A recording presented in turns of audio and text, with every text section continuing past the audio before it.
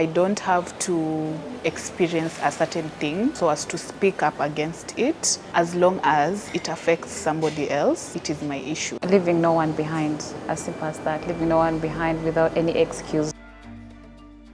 To see young women from communities coming together to build a movement for them, by them, run with them.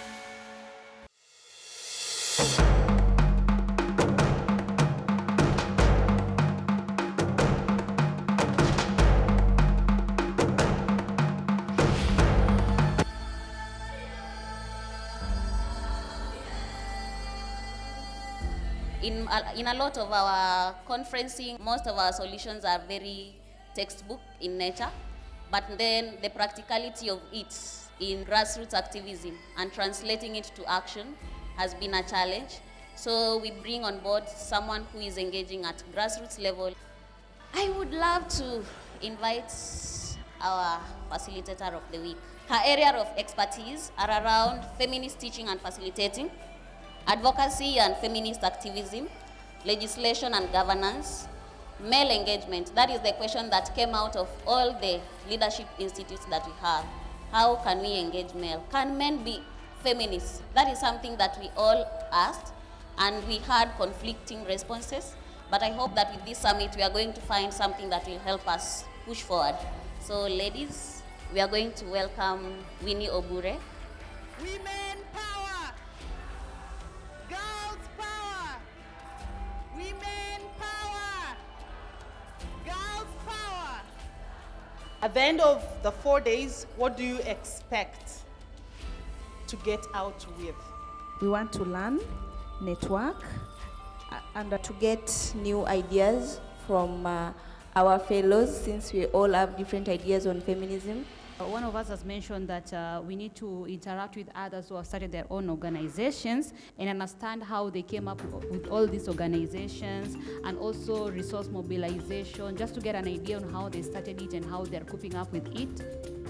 Wanted to learn different cultures, people from Kenya and people from Rwanda, and then we wanted to know the actionable strategies on keeping up with the movement goals. We want to be informed more about how we can challenge the feminist myths in our community.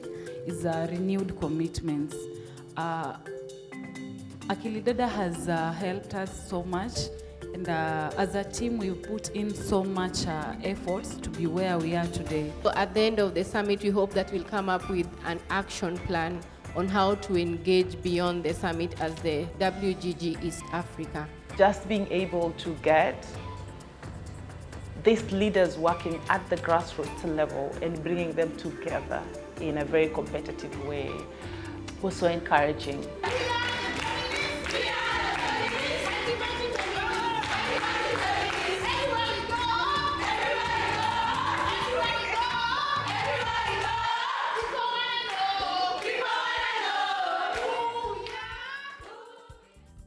Right here, it is learning, it is unlearning, it is relearning the things that we feel are going to help us better impact our communities. So we have current programs in the different areas because we were not very specific on the regions. In our county, that is Homa Bay, we are ending the triple threat. We're experiencing new HIV infections among the youth, that is adolescent girls and young women, teenage pregnancy, and sexual and gender-based violence.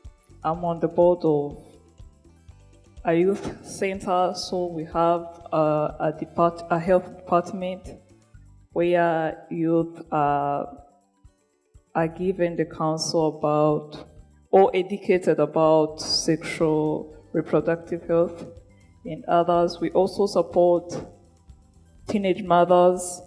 We do public talks and public conversations in schools, primary schools and secondary schools. So we realize that most of these cases are being compromised by the police at the police station around our area, that is Nyando sub-county. We have been fighting, but then I think we sat down and said these fights are not bringing out any fruit. So we are looking for a way that we can sit down and just discuss. and let these people know that these are our kids as a community, all of us, so we have to protect them so that no more cases are being compromised at the police station and maybe the perpetrators are being brought to book. When we were talking to the caregivers, we realized that they are the cause because these kids are being sent out late to go and fetch firewood.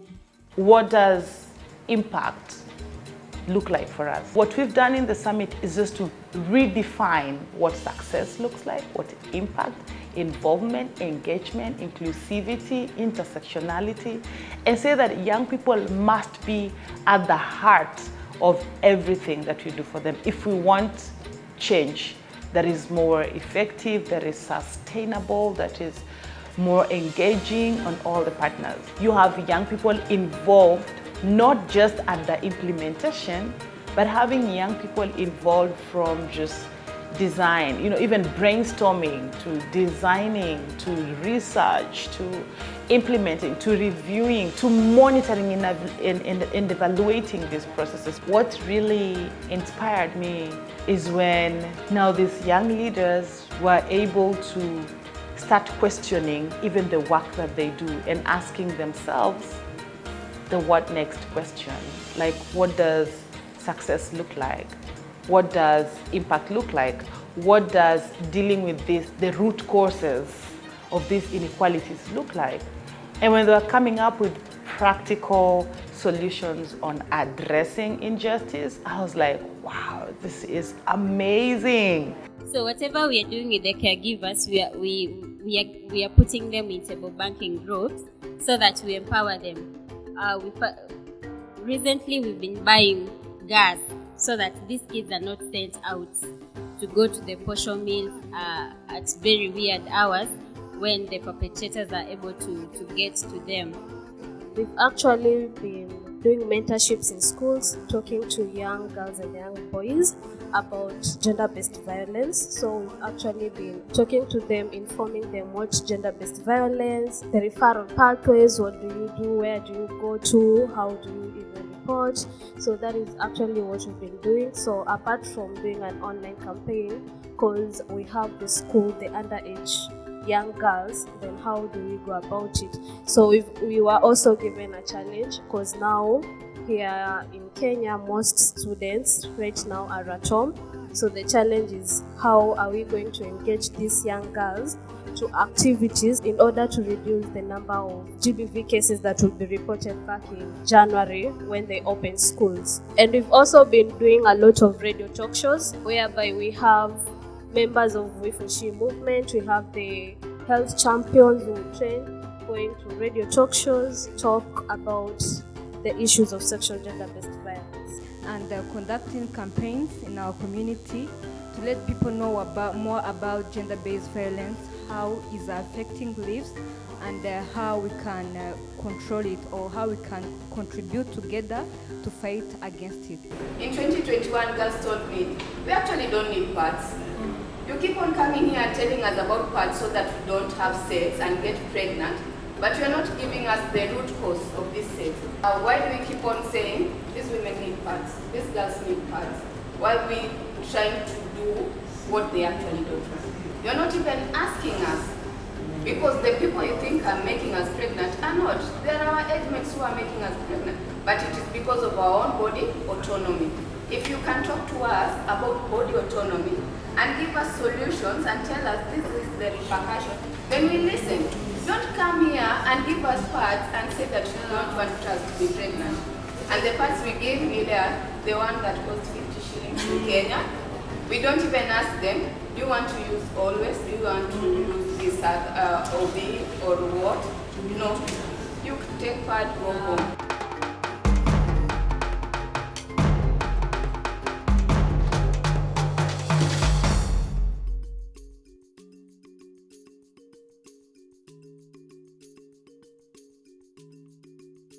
At Impanuro Girls Initiative, we have developed this amazing name. We call ourselves and the participants Ijuchi. Ijuchi comes from Ubuchi.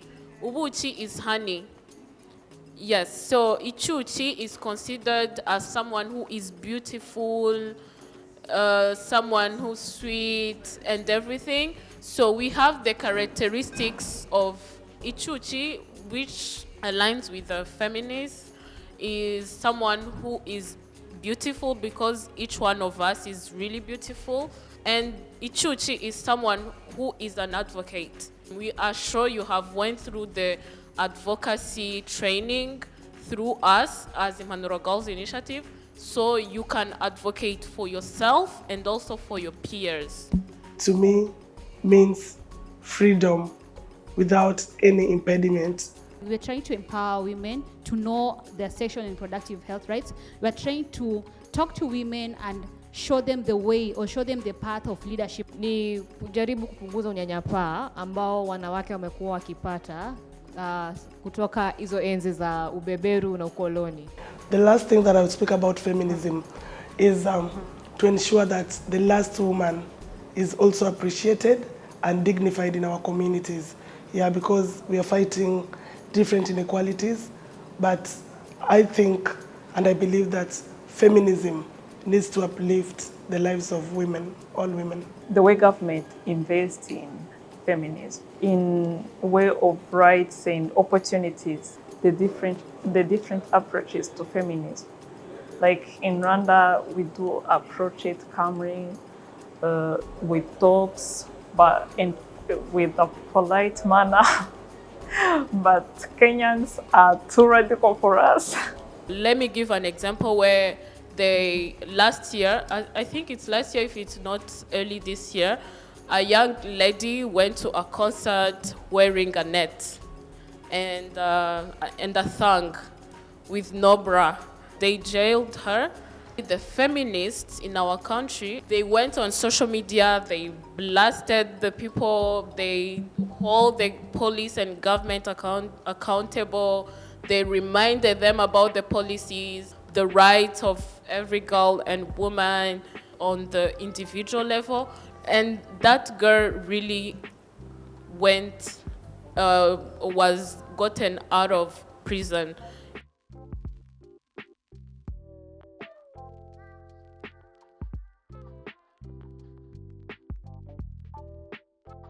A movement sufficing beyond funding is understanding that you are a resource at individual level. Everyone comes in with a diverse skill. I would give, for example, for the We for She movement, we are very diverse.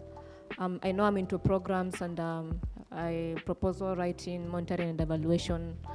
Kadi is into communications.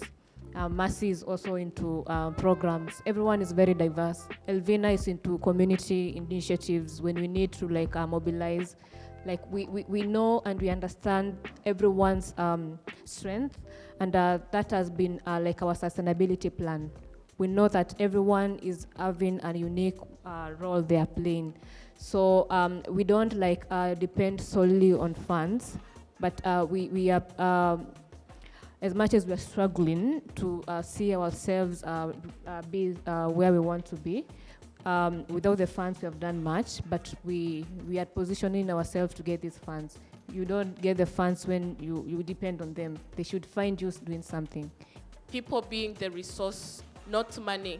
Impanuro Girls Initiative got its first fund after 4 years and 7 months of implementation. And during those 4 years and 6-7 months, we were implementing, doing the work in the community. I know the funds brought some credibility and, us having salaries, which we didn't have before, but we still had that passion. So I believe with passion and believing in what you do can bring even the fund.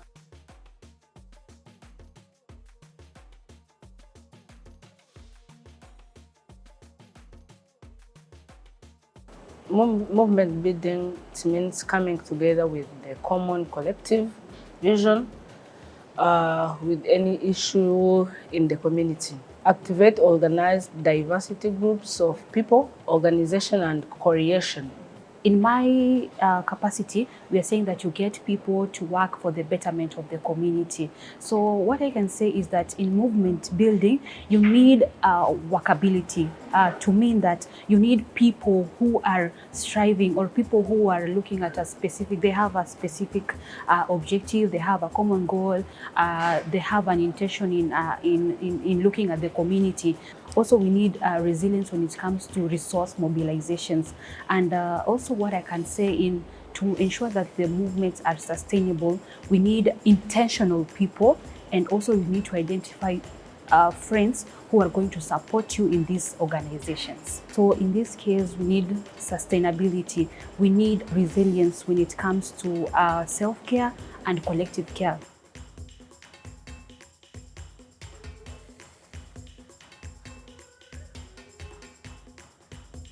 They taught us how to differentiate work and yourself. You have to take care of yourself after work, or you have to know the real time of your job and the real time of yourself. And it was really good because once you take care of yourself, you can be productive as well. This summit was a reminder that I need to take care of myself because I cannot pour from an empty cup. I barely take care of myself because I'm always working and working and working. However, I learned that I need to take care of myself, beginning by myself at the individual level, prioritizing self-care, which is something that I barely do. Even if I try to do it, I always fail, but now I will be intentional. Sometimes we think that work, and we forget ourselves. So one of the things that changes, I have to get time for myself, for my other colleagues as well, to take care of ourselves. We're just going to read about some of the things that we can be able to do for self-help. So number 1 is try physical activity. Number 2, share your stress. Number 3, know your limits. Number 4, take care of yourself. Take time for fun. Take time to enjoy yourself. Take time to have fun. The next one is be a participant. Be a participant, not an observer. The next one, it is okay to cry. Next, take deep, slow breaths. Take deep, slow breaths.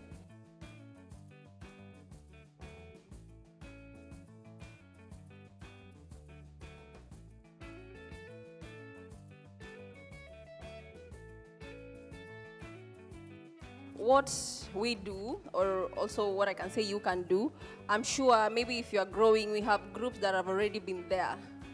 You show up at their events. It's not a must someone to offer you some allowance when you attend. Look for collaborations, and the ones that are in organizations that have already grown, don't be mean. Invite your fellow sisters so that they can see how you people are doing things, and through that, going to these events, you can have networking. You find networks, you tell them what you do.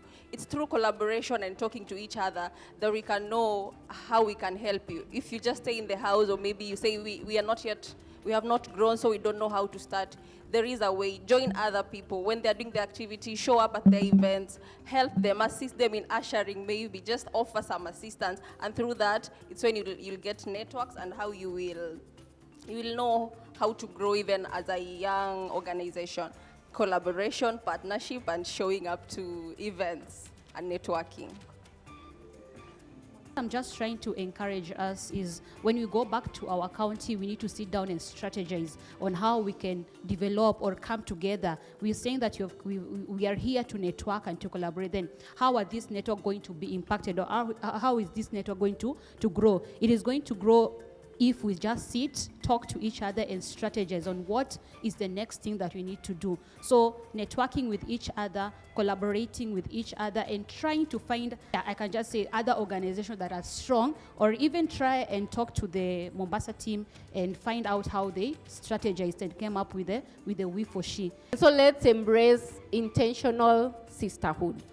That is what I'm planning, or what I will advise that we do. Let's not talk about sisterhood, but we're not being intentional about it. And when you talk about intentional sisterhood is recognizing that we are different. Just like Kadzo has said, we bring different things. And it doesn't mean that because I'm able to be in this space, the other person is not able to be in another space. We are in this fight together. It's not my fight. And let people not know that because I'm from Nyanza, because I'm from that movement, when they see Olivia, it shouldn't be that Olivia is that movement. We are a movement. And that means that when they see someone else within the movement, they're supposed to recognize that movement. And so let's not, as we strive to grow at individual levels, let's also strive to grow collectively. That we need to be very deliberate about creating more safe spaces for these leaders to connect, to reflect, to share, but also to continue having sessions where they can be very vulnerable. Because when you are in your community, everybody's looking up to you. Who are you looking up to as a leader? The Institute, first of all, gave me sisters. It gave me a safe space. I didn't have that. As I had said earlier, I'm a programs manager at a community-based organization that is very small. So when I joined the Institute, I didn't have a safe space where I would share the challenges that I'm going through as a leader. And also, I didn't have a space where I was a human being, because at the organization, there is the way people were, the expectations of people. That actually led to me having mental health issues.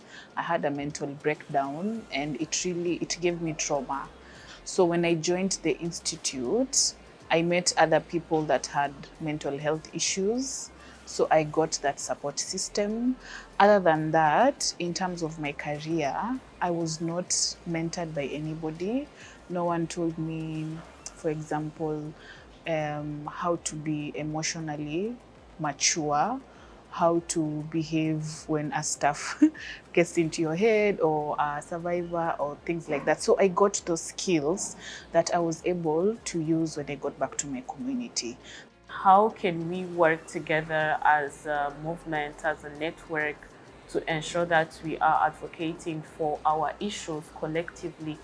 My experience has been amazing, because it was an opportunity for me as an individual to connect with other alumni from Kisumu, Mombasa, Homa Bay, which means me adding more knowledge on my paper. I was able to learn from everyone, especially the Mombasa team and their leader, how they're really doing the advocacy work. They are building their movement in a way that it is really meaningful to them, and it's something that I was able to learn. We have young women in all of their diversities. We have girls, women, survivors, those living with disabilities, LGBTQI. There's just like a lot that was considered, and that for me is a plus for Akili Dada. My experience was really nice, because I didn't tell you that I'm visually impaired, but it was really friendly, it was inclusive.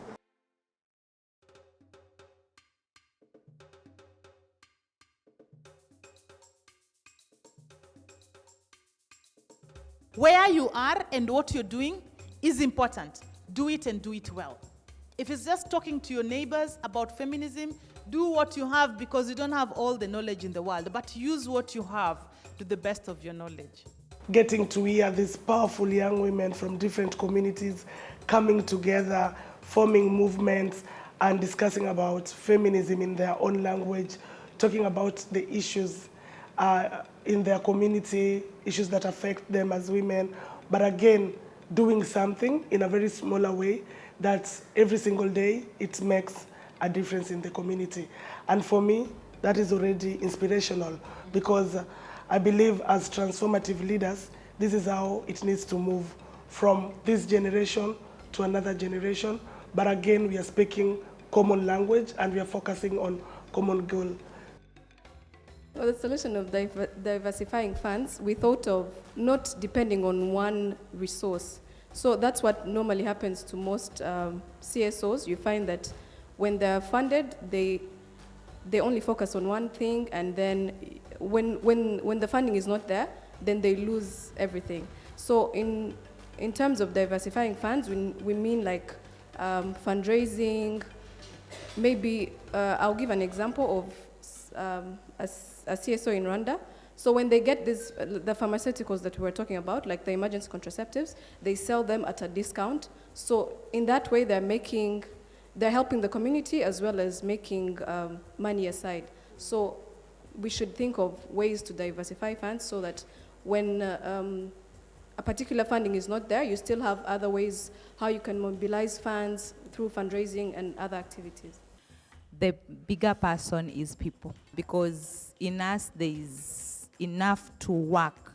Money can find you doing something. If you want to speak about feminism, what do you believe in you yourself before saying that other people are not doing it? How are you doing it? What is the example that you are giving to the people around you? Are we making progress towards this bridge?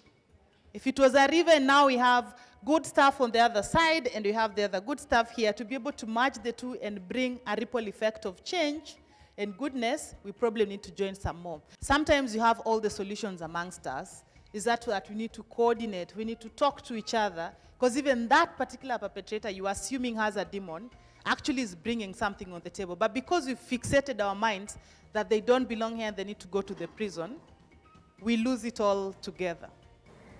We are not going to move an inch when you're talking about how many people did we train, or looking at how many forums did we have, or how many outreaches did we do. No, it's more about the question around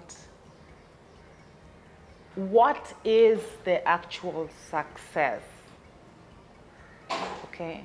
If you're talking about policy work, it's what kind of policies and how is that impacting the lives of women, girls, young people in our communities. It's not just doing the work to write reports. It's not just doing the project so we can tick boxes, but it's looking at more long-term solutions and looking at issues 50 years, 100 years from now, so that we don't keep dealing with the symptoms, but we're really uprooting that which doesn't work for us, for example.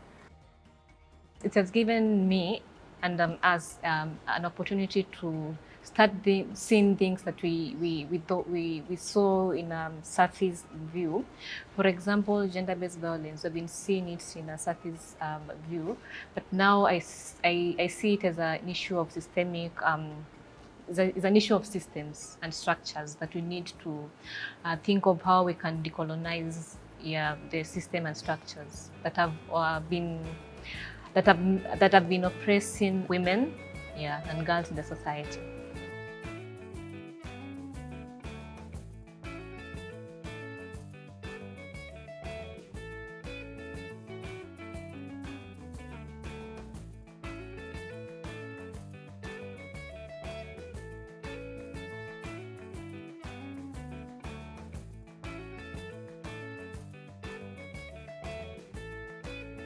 Movement building to grow well, you need to have the capacity to listen. So once you listen to other people or listen to other organizations on how they develop, then you personally you're going to develop. So listening, collaboration, networking, and trying and building allies is what I'll do. And thinking of how we are going to empower communities. Not being that we need to be there every time. We need to go and rethink and re-strategize on how we can give more power to our communities. So I just want to remind us, let us learn and also practice. People need to be flexible, from donors to even us from the local community, because by practice is when we make a difference. Never give up, like on this journey.